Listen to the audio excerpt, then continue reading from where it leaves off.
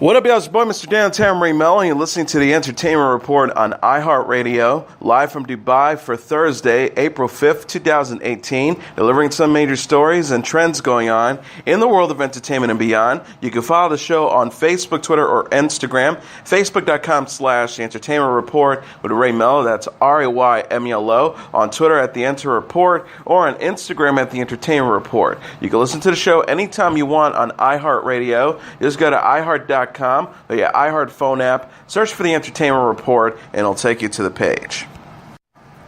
The Office alum John Krasinski says he never wanted to make a horror movie until the script for A Quiet Place came his way.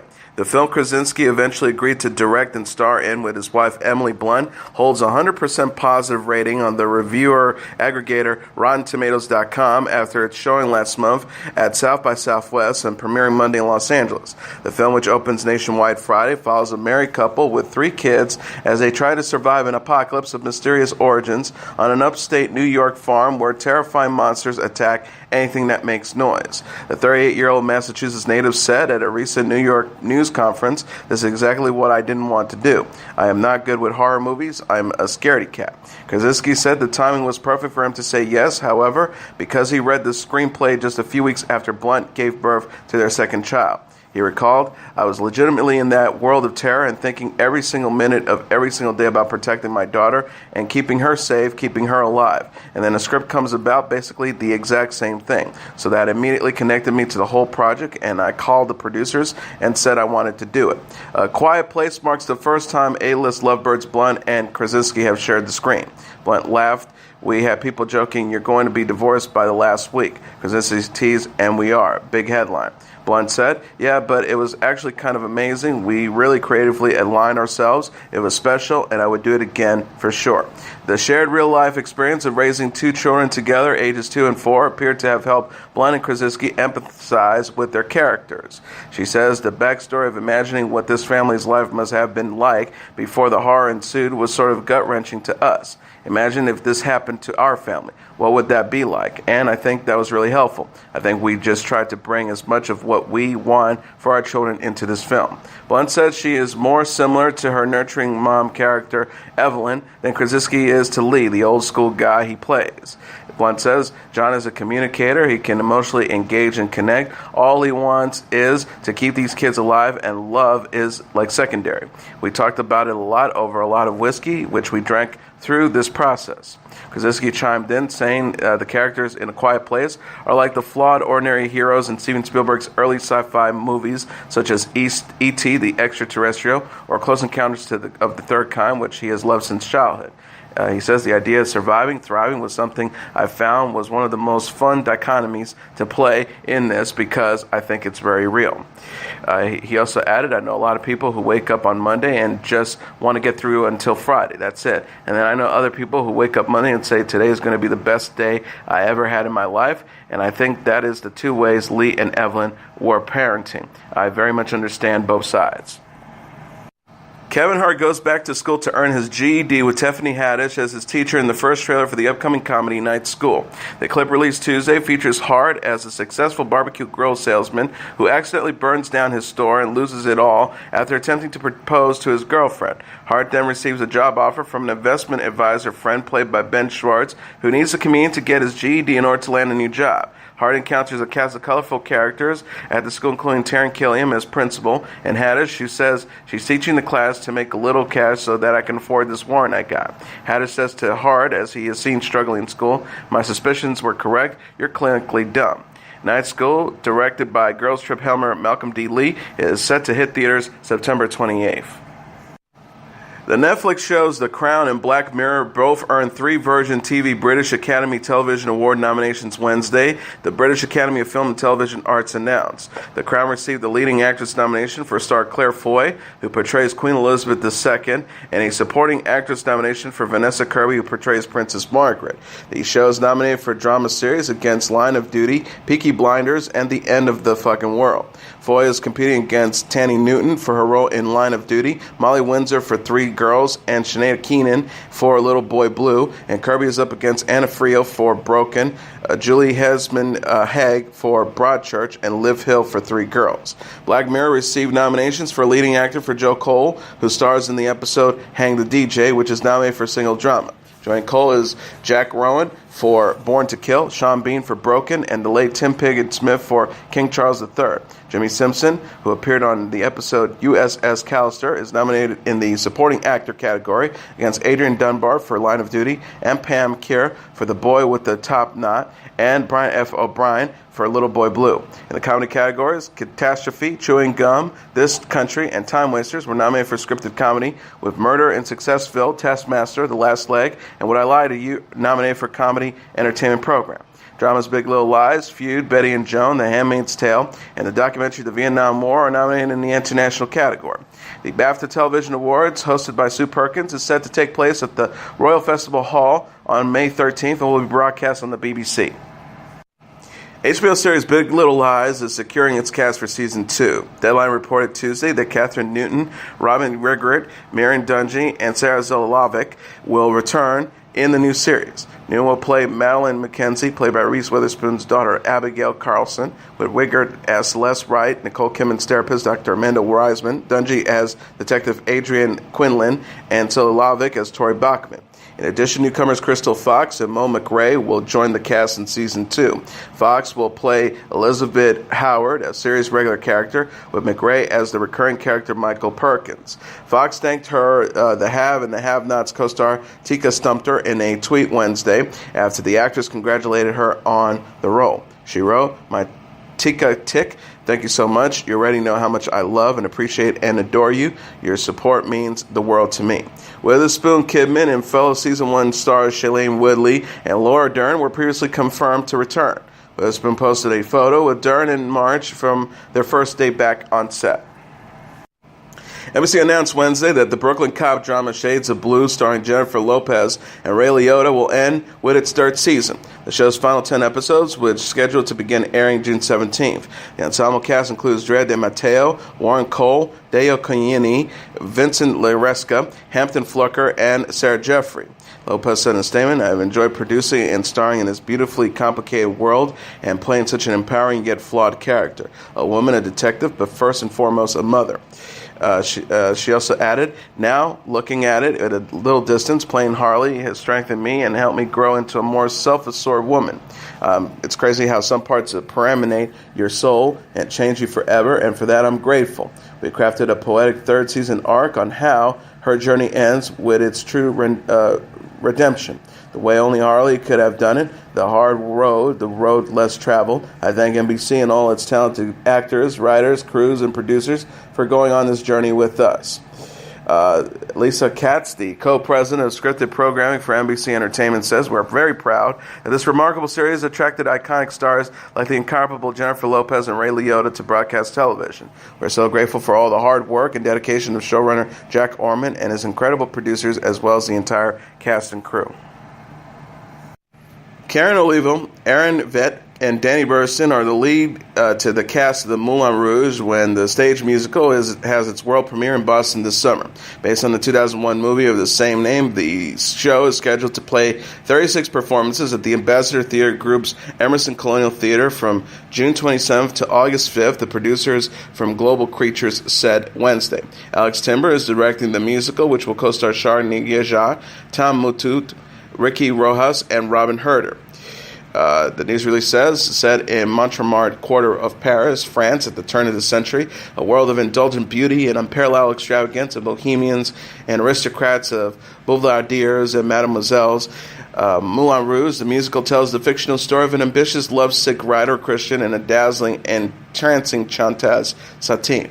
Their lives collide at the Moulin Rouge with its many characters, including the host of Moulin Rouge, Harold Zidler, the brilliant and starving artist Toussaint-Lautrec, and the great tango dancer and gigolo in all of Paris, Santiago, the tempting Nini, and the Duke of Monmouth, the wealthy and entitled patron of the club who thinks he can buy anything he wants, including love.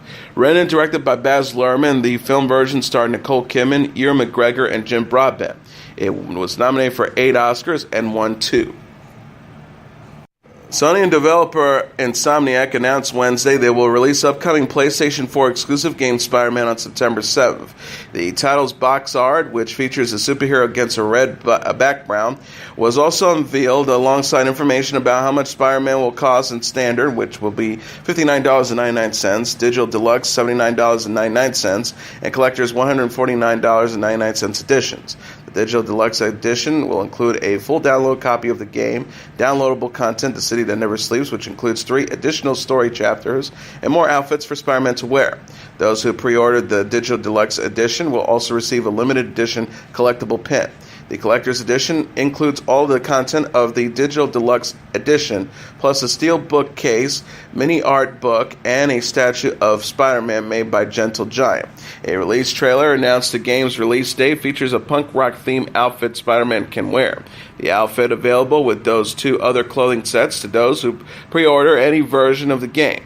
Spider-Man, first announced at E3 2016, will involve this Marvel superhero protecting New York City from a new powerful threat. Spider-Man characters such as fellow wall crawlers Miles Morales, love interest Mary Jane, and crime boss Kingpin will make appearances. Luann de Lesseps is sober and happier person since her highly publicized arrest. The 52-year-old television personality said in an interview Tuesday with Entertainment Tonight that she's a changed person following her return from rehab. De Lesseps told the publication, "I was definitely self-medicating. I was using alcohol to numb myself, and now that I'm aware of it, I don't foresee that I'm going to have this problem again." She says, "Right now, I'm just not into drinking because I feel so happier without it." De Lesseps returned home in January after seeking treatment for alcohol abuse. She had checked into a facility in December after she was arrested and charged with disorderly intoxication and battery on a police officer. The star said of her arrest, "I just felt like it was an out-of-control moment for me, and I don't like to be out of control." She shares, "It was very embarrassing, and all I can say is that it changed my life in such a way now. I just feel like so much more control and happier." The Real Housewives of New York star said in the April 16 issue of People that she was drinking at least 7 drinks a day prior to her arrest. She recalled, "I would start with a martini and maybe have 2 martinis and then get into the wine at dinner. Then I have a little bit of vodka soda going down." De Lesseps confirmed that she presently avoided alcohol but taking her sobriety day by day. She says, "All I know is that not drinking works for me right now. Will I drink again? I don't know. I miss good red wine. Who knows where we'll all be tomorrow? For today, that's the choice that I'm making for myself." The Hills alum Kristin Cavallari has landed a new docuseries. Very Cavallari will follow the 31-year-old television personality and her husband, former NFL star Jay Cutler, as they establish their new life in Nashville, Tennessee. The show will focus on Cavallari's pursuit as a businesswoman, including the launch of the flagship store for her Uncommon James lifestyle brand, and her family life as a wife and mom to 3 kids. EVP of Development and Production Amy Introcaso-Davis said in a statement, "Our audience has followed Kristin from the Hills to the E's red carpet and will now get a view into her life as an entrepreneur and lifestyle tastemaker." She added, "We'll see Kristin push herself as a boss of new and expanding brand while combating the pressures to success. She'll be challenged with juggling her staff of strong-willed employees, making time for her husband, and remaining an active mom to her 3 kids." Cavallari and Cutler moved to Nashville last spring after Cutler was cut from the Chicago Bears. Cavallari said in an interview with People prior to the move that she was looking forward to settling in. She says, "Knowing that we're going to be here for a very long time, if not forever, is a very exciting thing for me because my life is so hectic and so crazy that having a permanent home base is very comforting to me." Cavallari and Cutler share 5-year-old son Caden Jack, 3-year-old son Jason Wyatt, and 2-year-old daughter Sailor James. The television personality came to fame on MTV series Laguna Beach before starring on The Hills. Actor and comedian Ike Barinholtz is a dad of 3. The 41-year-old star announced Tuesday at the Los Angeles premiere of his movie Blockers that wife Erica Hansen recently gave birth to baby number 3. Entertainment Tonight reported Barinholtz was wearing a hospital bracelet around his wrist at the event. The actor explained, "I just had a baby," before joking, "I wear the bracelet until it kind of falls off, like the umbilical cord." Barinholtz and Hansen already shared 2 daughters, 5-year-old Foster and 2-year-old Peyton June. The star said, "This is my 3rd, so there's no surprises. Barinholtz confirmed the news on Tuesday's episode of Jimmy Kimmel Live. He told host Jimmy Kimmel, "Up until 3 days ago, I had 2 kids. Now I have 3. Barinholtz plays Hunter in Blockers, which co-stars Leslie Mann and John Cena. Though he follows 3 parents, Barinholtz, Mann, and Cena, as they attempt to prevent their daughters from losing their virginities on prom night. Barinholtz said of the film on Jimmy Kimmel Live, "Our philosophy was to take some highbrow, socially relevant material and mix it with penis jokes." Blockers opens in theaters Friday, April 6th. Barinholtz is known for playing Morgan Tookers on the Midgey Project and will star in the upcoming movie The Oath with Tiffany Haddish. Jersey Shore star Ronnie Ortiz-Magro is a first-time dad. MTV, which airs Jersey Shore, confirmed Tuesday to Us Weekly that Ortiz-Magro's girlfriend, Jen Harley, gave birth to a baby girl. Ortiz-Magro skipped the London premiere of Jersey Shore Family Vacation the same day, according to E! News. Source says the star is elated to be a dad. An insider says he's over the moon. Harley, who's already mom to 11-year-old son Mason, has said Monday on Instagram stories that she was going to labor. She said in the video, "Ron lands at 7, so we have 5 hours. I'm feeling very uncomfortable." Ortiz-Magro's co-star Mike the Situation Sorrentino confirmed on Tuesday's episode of Page 6 TV that Harley had given birth. He said the couple named their daughter Sky. The star shared, "Last night Ronnie was on a flight to do press for Jersey Shore Family Vacation London. He had to turn around because his girlfriend's water broke and he had to go straight back to Las Vegas to catch the baby." Jersey Shore Family Vacation will premiere Thursday, April 5th on MTV. Adele says she officiated friend and TV host Alan Carr's secret wedding. The 29-year-old British singer confirmed in an Instagram post Tuesday that she was ordained to preside over Carr's nuptials to Paul Drayton. Adele shared a photo of herself standing in front of a wall of roses at the ceremony. She wore a flowering white dress and a cape for the event.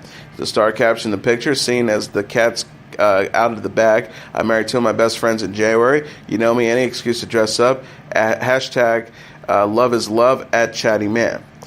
Carr has said on Tuesday's episode of the ITV series This Morning that Adele hosted his wedding in the backyard of her Los Angeles home.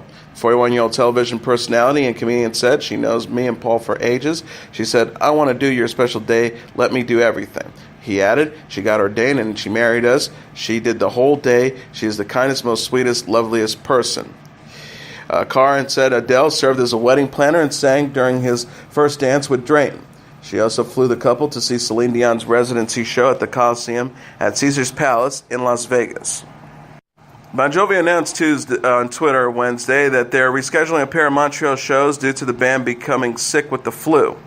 Bon Jovi said, "Unfortunately, due to band and crew members being afflicted by the flu epidemic, the 2 Bon Jovi shows in Montreal have been rescheduled. Tickets for the April 4th will be honored on May 17th, and tickets for April 5th will be honored on May 18th. They continue, "We apologize for the inconvenience." Bon Jovi is currently on their 2nd North American tour in support of their album, This House Is Not For Sale. The track, a continuation of their hit 2017 tour of the same name, began March 14th in Denver and will wrap up May 14th in Washington, D.C. This House Is Not For Sale was re-released with 2 new tracks titled When We Were Us and Walls. The re-release topped the U.S. album charts in March. Bon Jovi has been named to the Rock and Roll Hall of Fame class of 2018. The group will be officially inducted April 14th during a ceremony at Cleveland's Public Auditorium. HBO will broadcast the event at a later date. And here are the top 10 songs on the Billboard Hot 100 singles charts for the week of April 7th. Number 10, Camila Cabello featuring Young Thug with Havana. Number 9, Triple X Tenation with Sad. Number 8, Little Dicky featuring Chris Brown with Freaky Friday. Number 7, Zed, Maren Morrison Gray with The Middle. Number 6, Block Boy JB featuring Drake with Look Alive. Number 5, Ed Sheeran with Perfect. Number 4, Post Malone featuring Ty Dolla $ign with Psycho. Number 3, Bruno Mars and Cardi B with Finesse. Number 2, Baby Rayha and Florida Georgia Line with Meant to Be. And the number 1 song on the Billboard Hot 100 singles charts for the week of April 7th, Drake with God's Plan. And now let's take a look at what happened on this date in entertainment history. On this date in 1968, James Brown calms Boston following the King assassination. On the morning after the assassination of Dr. Martin Luther King Jr., city officials in Boston, Massachusetts were scrambling to prepare for an expected second straight night of violent unrest. Similar preparations were being made in cities across America, including the nation's capital, where armed units of the regular army patrolled outside the White House and U.S. Capitol following President Johnson's state of emergency declaration. But Boston would be nearly alone among America's major cities in remaining quiet and calm that turbulent Friday night, thanks in large part to one one of the least quiet and calm musical performers of all time. On this date, in April 5th, 1968, James Brown kept the peace in Boston by the sheer force of his music and his personal persona. Brown's appearance that night at the Boston Garden had been scheduled for months, but it nearly didn't happen. Following a long night of riots and fires in the predominantly black Roxbury and South End sections of the city, Boston's young mayor Kevin Hart gave serious consideration to canceling an event that some feared would bring the same kind of violence into the city's center. The racial component of those fears was very much on the surface of a city in which school integration and mandatory busing had played a major role in the recent mayoral election. Mayor White forced a politically impossible choice, angered black Bostonians by canceling Brown's concert over transparently racial fears, or antagonized the law and order crowd by simply ignoring those fears. The idea that resolved the mayor's dilemma came from a young African-American city councilman named Tom Atkins, who proposed going on with the concert but finding a way to mount a free live broadcast of the show in hopes of keeping most Bostonians at home in front of their TV sets rather than on the streets. Atkins and White convinced public television station WGBH to carry the concert on short notice, but convincing James Brown took some doing. Due to a non-compete agreement relating to an upcoming television concert, Brown stood to lose roughly $60,000 if his Boston show were televised. Ever the savvy businessman, James Brown made his financial needs known to Mayor White, who made the very wise decision to meet them.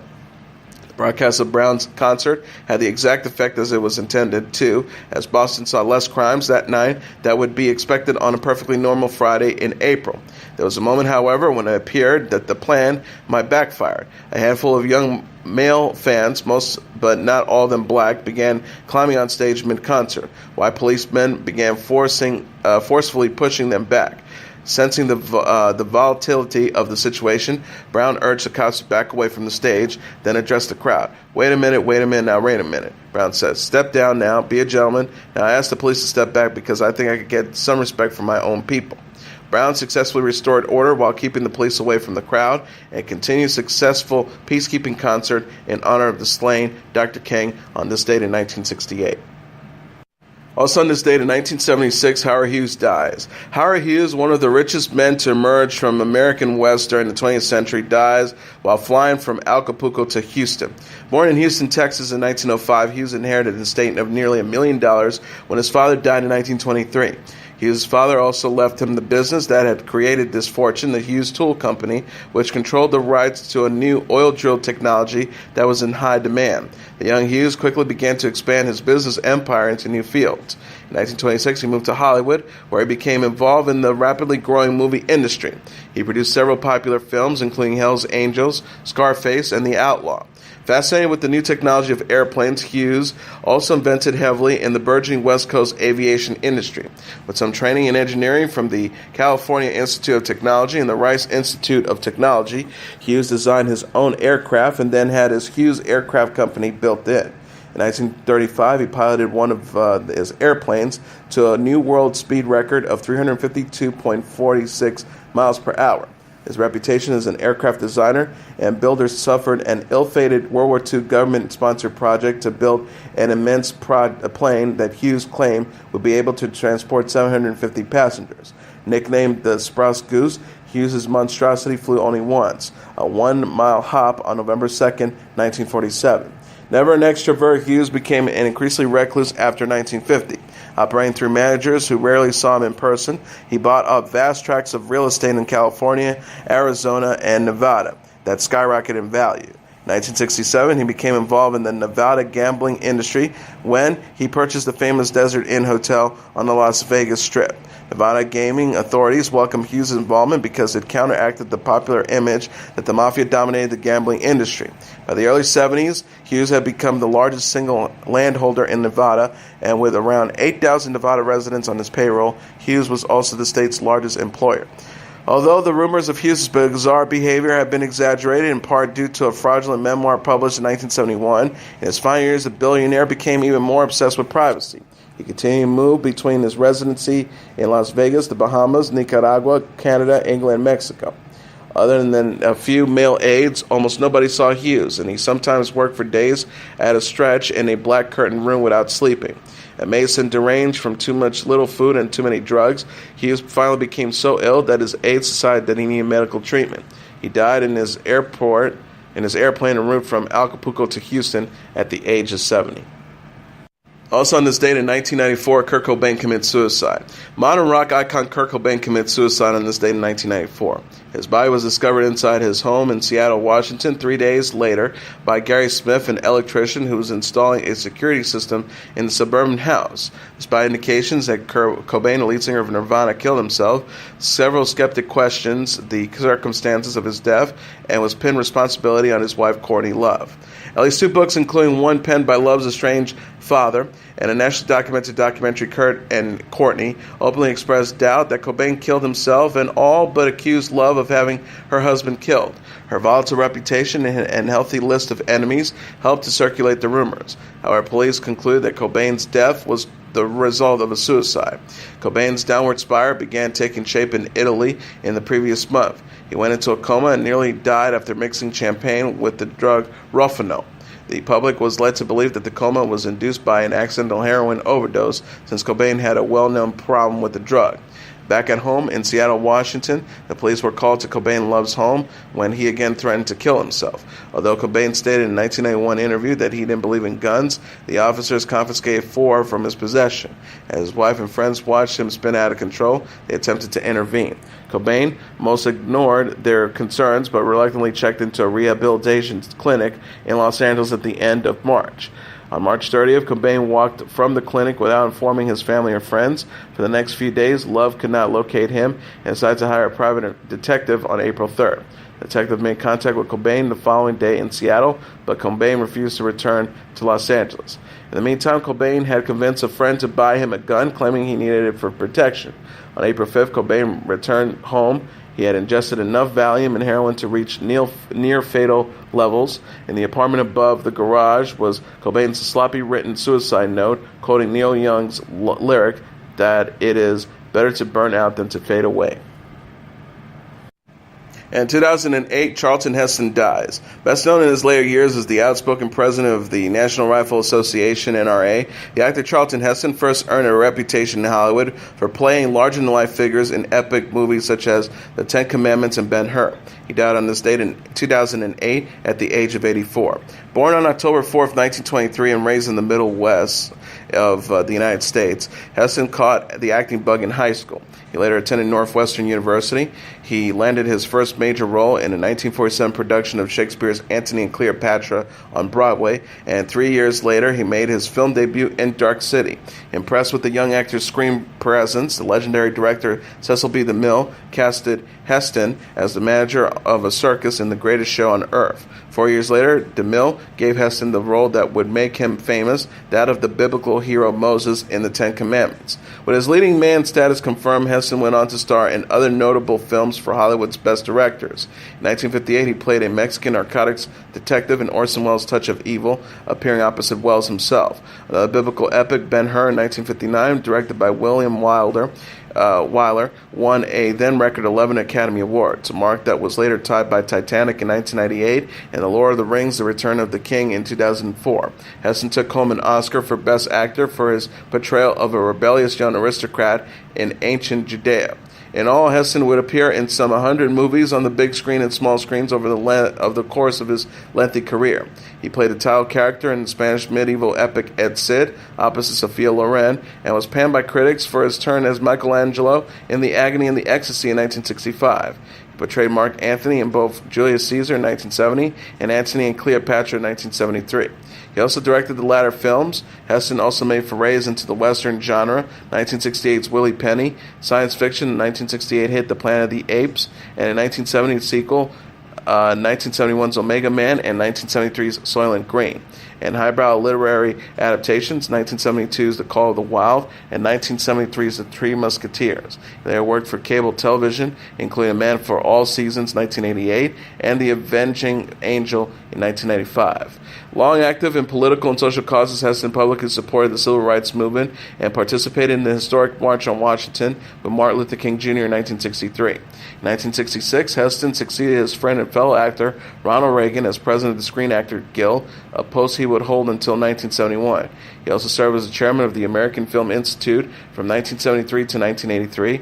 After Reagan won the U.S. presidency in 1980, he appointed Heston as the co-chairman of the Task Force on Arts and Humanities. In this role, Heston defended the National Endowment for the Arts and proved to be an effective speaker and public figure. According to his obituary in the New York Times, Heston switched his political affiliation from Democrat to Republican in 1987 after the Democrats blocked the Supreme Court appointment of Robert Burke, a conservative whom Heston supported. Over the next decade, Heston began increasingly to speak out about what he saw as a decline in morality in American popular culture and entertainment. In 1996, he campaigned on behalf of various Republican candidates. He began focusing specifically on the opposition of gun control. After being elected vice president of the NRA in 1997, he became president the following year. And as your entertainment report for Thursday, April 5th, 2018, I'm your host, Mr. Downtown Ray Melo. I'll be back tomorrow to deliver some major stories and trends going on in the world of entertainment and beyond. You can follow the show on Facebook, Twitter, or Instagram. Facebook.com/The Entertainment Report with Ray Melo. That's RAYMELO. On Twitter at The Enter Report, or on Instagram at The Entertainment Report. You can listen to this episode or any previous episodes of The Entertainment Report anytime you want on iHeartRadio. Just go to iHeart.com or your iHeart phone app, search for The Entertainment Report, and it'll take you to the page. Good night, and God bless you all.